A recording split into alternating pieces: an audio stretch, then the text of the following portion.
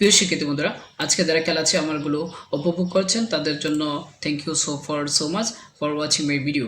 তো আমরা এখন যে কাজটি করব, যে আমরা এই অর্ডার লিস্ট এবং আর্ন অর্ডার লিস্ট সম্বন্ধে দেখব যে আসলে অর্ডার লিস্ট কীভাবে তৈরি করা হয়, আর্ন অর্ডার লিস্ট কীভাবে তৈরি করা হয়।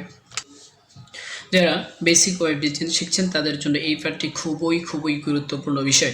তো আমরা দেখতে পাচ্ছি এই যে অর্ডার লিস্ট এবং আর্ন অর্ডার লিস্ট, এইগুলো খুবই গুরুত্বপূর্ণ বিষয় যে আপনি একটা অর্ডার লিস্ট আর্ন অর্ডার লিস্ট, যেমন আমরা যখন কোনো ওয়ার্ড প্রোগ্রামে দেখি যে এই যে লিস্টগুলো আনা হয়েছে, এই যে প্রতীকগুলো আনা হয়েছে, এটি কীভাবে আনা হয়েছে সেই বিষয়গুলো সম্বন্ধে আমরা অবগত হব। তো এইগুলো একটা হলো অর্ডার লিস্ট আর একটা হলো আর্ন অর্ডার লিস্ট। লিস্টের জগতে এই দুই প্রকার লিস্ট ওয়েব ডিজাইনে ব্যবহার করা হয়, একটা হলো অর্ডার লিস্ট আর একটা আর্ন অর্ডার লিস্ট। তো অর্ডার লিস্ট দিয়ে এই যে 1 2 3 4 এগুলো আনা হয়, অথবা ABCD এগুলো আনা হয়, এবং আর্ন অর্ডার লিস্ট দিয়ে এগুলো আনা হয়। তবে কোনটা কিভাবে আনা হয় সেই বিষয়গুলো সম্বন্ধে আজকে আমরা অবগত হব। প্রিয় শিক্ষার্থী বন্ধুরা, চলুন আমরা দেরি না করি আমাদের স্ক্রিনে চলে যাই। তো আমরা দেখি যে আমাদের এই অর্ডার লিস্ট এবং আর্ন অর্ডার লিস্ট কীভাবে তৈরি করা হয়। তো আমরা এখানে যাওয়ার পরে এই যে দেখুন অর্ডার লিস্ট OL দিয়ে আমরা অর্ডার লিস্ট তৈরি করি। আসলে আমরা এই কোডগুলো আগে থেকে কোড করে রেখেছিলাম যাতে দেরি না হয়।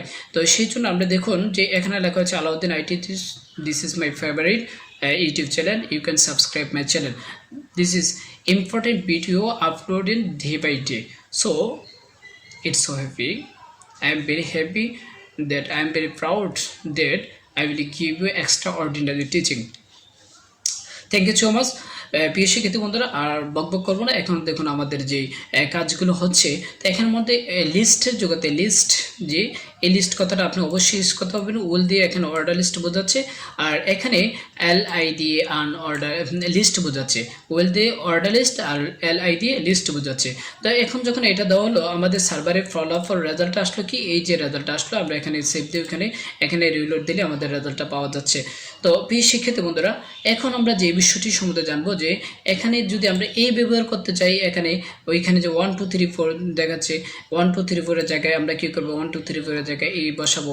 তো সেটা কিভাবে সম্ভব, আমরা এখানে এইগুলো কপি করছি, কন্ট্রোল রিপ্লেস করছি। তো দেখুন ডাবল হয়ে গেল, আমার এত কষ্টের প্রয়োজন নেই।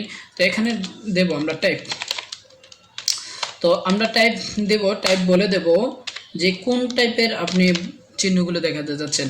আমি মাঝখানে এসে বলে দিলাম যে এই, তাইলে দেখুন তো এখানে আমাদের কি আসলো, এখানে রেজাল্টটা আমাদের এই যে এখানে রিলোড দিলাম, সেভ দেওয়ার পরে রিলোড দিলাম, দেখি আমাদের ABC আসছে। আপনি এখানে যতই লিস্ট দেবেন ABC থেকে শুরু করে Z পর্যন্ত নিয়ে নেবে, আপনার ইচ্ছা মতো আপনি যতক্ষণ চান ততক্ষণ পর্যন্ত দিয়ে নিন, কোনো সমস্যা নেই, আমি কিছু বলবো না। তো প্রিয় শিক্ষার্থী বন্ধুরা, এখন আমরা যে বিষয়টি দিতে পারি, যে এখন আমরা একটা কাজ করি, যে এই যে এখানে এটা আরেকটা কপি করে আমরা ছোটো হাত দিয়ে দেবো। যখন আমরা কোনো চাচ্ছি যে আসলে বড় হাত দিয়ে দেবো না, ছোটো হাত দিয়ে দিতে চাচ্ছি, যখন এই ছোটো হাত দিয়ে দেবো তখন দেখি আমাদের কন্ট্রোল সেভ দিলাম। দেওয়ার পরে এখন যদি আমরা এখানে রিলোড দেই, দেখুন কি হচ্ছে, অর্থাৎ ছোটো হাতের ABC চলে আসলো। তো আমার এই লিস্ট সম্বন্ধে, অর্ডার লিস্ট যেগুলো আছে সেগুলো সম্বন্ধে আমরা জেনে গেলাম। এখন আমাদের যে বিষয়টি দরকার বেশি, যে আনঅর্ডার লিস্ট কীভাবে তৈরি করে। তো আনঅর্ডার লিস্ট তৈরি করার জন্য আমরা অবশ্যই এখানে একটা কাজ করি, যে আমাদের এই লিস্টগুলো থাক, আমরা একটা হরিজন্টাল লাইন টানি, যে আমাদের যাতে জিনিসটা আরও সুন্দর হয়। তো হরিজন্টাল লাইন কীভাবে টানে আমি পূর্বে টিউটোরিয়ালগুলোতে দেখিয়েছিলাম, অবশ্যই এখানেও দেখিয়ে ফেললাম। এই যে হরিজন্টাল লাইন এসে পড়লো।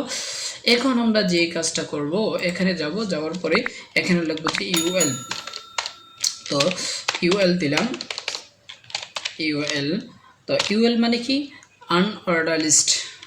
শিক্ষার্থী বন্ধুরা ভালো করে শিখে নিন, UL হলো আনঅর্ডার লিস্ট। আমরা এখানে যাওয়ার পরে আমরা এখানে এই যে চিহ্নগুলো এখান থেকে এনে বলে দিই, এই যে চিহ্নগুলো এখান থেকে এই লিস্টগুলো নিয়ে আসি। এখানে যাব, এই যে এখানে দিলাম, আমরা এখানে বলে দিলাম H1 দিয়ে যে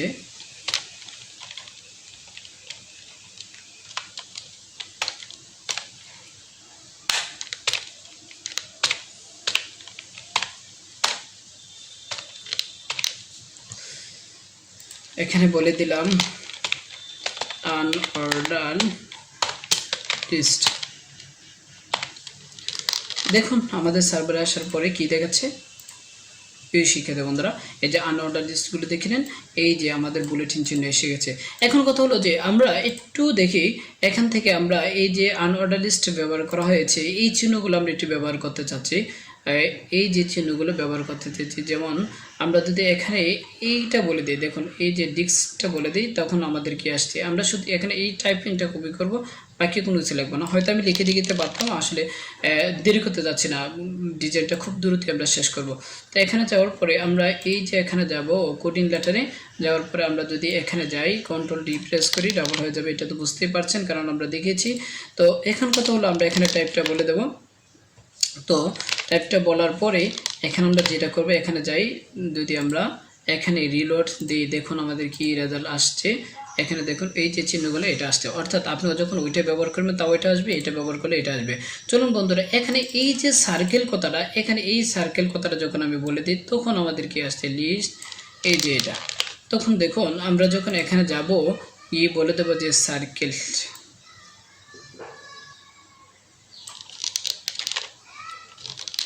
ইজ স্টাইল টাইপ, আমরা সার্কেল বলে দিলাম। তো এখন দেখুন আমাদের রেজাল্ট কি আসলো, দেখুন এখন গোল চিহ্নগুলো এসেগুলো। আসলে আমরা চাচ্ছি চারকোনা চিহ্নগুলো এগুলো ব্যবহার করতে। তো আমরা যদি এখান থেকে আবার এইটা কপি করে নিয়ে আমরা যদি ওই জায়গায় পেস্ট করি, দেখুন আমাদের রেজাল্ট কি আসবে। তো আমরা আবার এটাকে ডিপ্রেস করলাম,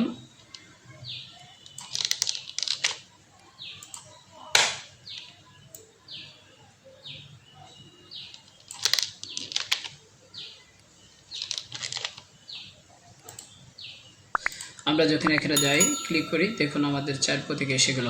তো প্রিয় শিক্ষিত বন্ধুরা, এইভাবে করে লিস্ট এগুলো আমরা শেষ করে ফেললাম। এগুলো আমাদের must be important for us. তো আমাদের জন্য খুবই ইম্পর্টেন্ট, বেসিক পার্টের জন্য। আপনি যখন ওয়েব ডিজাইনে কাজ শিখতে চাচ্ছেন এবং এইগুলো ব্যবহার করা লাগবে, ব্যবহার করে করে আপনি অনেক কিছু তৈরি করতে হবে।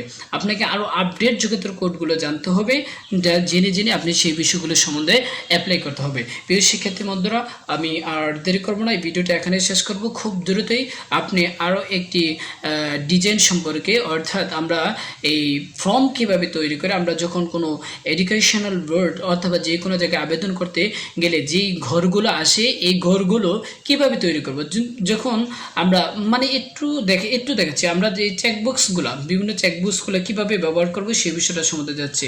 তো আমরা এখানে আইফ্রেমতে গত ক্লাসে আমরা একটা জিনিস এনে ফেলেছিলাম, এই যে এটা আইফ্রেম ট্যাগটা, এই যে আইফ্রেম ট্যাগটা আমরা একটু নিয়ে আসি, এই আইফ্রেম ট্যাগটা কাট করে। তো এই আইফ্রেম ট্যাগটা যদি আমরা এখানে দেই, ওপরে দেখবো আমাদের একটা সুন্দর একটা আইফ্রেম চলে আসছে।